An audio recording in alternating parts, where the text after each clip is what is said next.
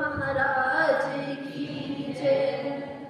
सागर से भी अधिक गहराई है जिसकी, हिमालय से भी अधिक ऊंचाई है जिसकी, आसमान से भी अधिक असीमता है जिसकी, और धरती से भी अधिक सहनशीलता है जिसकी, ऐसे मेरे गुरुदेव को शत शत प्रणाम। जय माता की, जय माता की।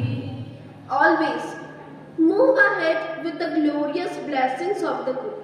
Always move ahead with the glorious blessings of the Guru. Always seek and pray towards the Guru to get a peaceful mindset in this beautiful life. एक बार एक व्यापारी का बहुत बड़ा व्यापार था। एक व्यापारी व्यक्ति था और उसका बहुत बड़ा व्यापार था, और गुरुदेव की दया से उसका व्यापार बहुत अच्छा चल रहा था, बहुत सफल था। और एक दिन वह ट्रक में कुछ चावल के बोरे भरकर कहीं लेकर जा रहा था। कुछ चावल के बोरे वो भरकर लेकर जा रहा था, और रास्ते में जाते हुए एक चावल का बोरा सड़क पर गिर जाता है। एक चावल का बोरा सड़क पर गिर जाता है और काफी सारे दाने भी बिखर जाते हैं। तो कुछ चींटियां आती हैं और कुछ दाने खाकर वापस चली जाती हैं। कुछ चींटियां आती है, कुछ दाने खाती है और वापस चली जाती है। कुछ पशु पक्षी आते हैं, कुछ दाने खाते हैं और खाकर वापस उड़ जाते हैं। फिर कुछ गौ माता आती है, उसमें से थोड़े बहुत दाने खाकर वो भी वापस चली जाती है। फिर एक व्यक्ति आता है, वो देखते हैं कि कितने सारे चावल के दाने रखे हैं, तो वो सारे चावल के दानों को इकट्ठा करता है और पूरा का पूरा बोरा ही उठाकर ले जाता है। इसलिए प्राणी तो केवल अपने पेट के लिए जीता है, पशु पक्षी केवल अपने पेट के लिए, अपनी आवश्यकता के लिए जीता है, परंतु मनुष्य सदैव अपनी तृष्णा के लिए जीता है। इसलिए सब कुछ होते हुए भी हम अपने जीवन में दुखी रहते हैं। शांति से रहने के लिए तो 4 रोटी और 2 कपड़े ही काफी है। इस जीवन में शांति से रहने के लिए तो 4 रोटी और 2 कपड़े ही काफी है, परंतु बेचैनी से रहने के लिए तो 3 गाड़ियां, 2 बंगले और 4 प्लाट भी कम है, सारी संपत्ति भी कम है, सब कुछ कम है। इसलिए अपनी इच्छाओं को हमें थोड़ा कम करना चाहिए, अन्यथा आगे चलकर ये बहुत बड़े दुख का कारण बनती है।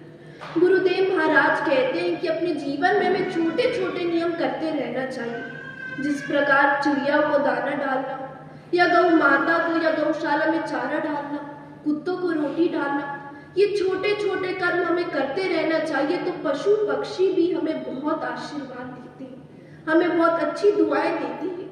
और अगर हम उनके सामने से ही छीन लेते हैं या ले लेते हैं तो हमें वो बद्दुआएं भी देते हैं।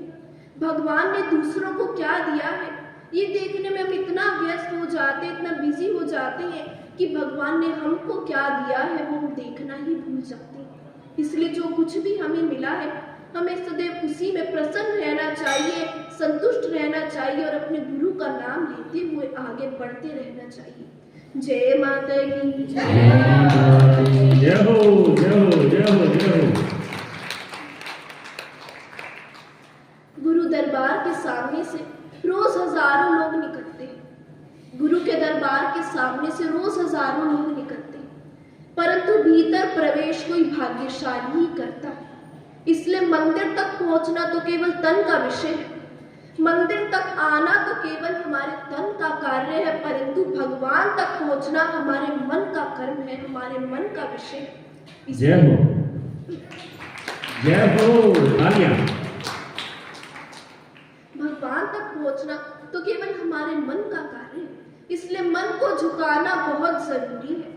अपने मन को झुकाना बहुत जरूरी है, क्योंकि केवल सर झुकाने से भगवान नहीं मिलते, मात्र सर झुकाने से भगवान नहीं मिलते। अपने घमंड को हमें छोड़ना चाहिए। गुरुदेव महाराज कहते हैं कि जिस व्यक्ति के पास क्रोध और घमंड होता है उस व्यक्ति को कभी भी शत्रु की जरूरत नहीं पड़ती, कि जिस व्यक्ति के जीवन में क्रोध और अहंकार होता है उस व्यक्ति को कभी भी दुश्मनों की जरूरत नहीं पड़ती है, क्योंकि ये दोनों चीजें ही हमारा विनाश करने के लिए काफी है। इसलिए अपने क्रोध को दूर करके अपने मन को गुरु के चरणों में, पावन चरणों में लगाना चाहिए। और भगत कहता है कि पलके झुके और नमन हो जाए, कि पलके झुके और नमन हो जाए, मस्तक झुके और वंदन हो जाए।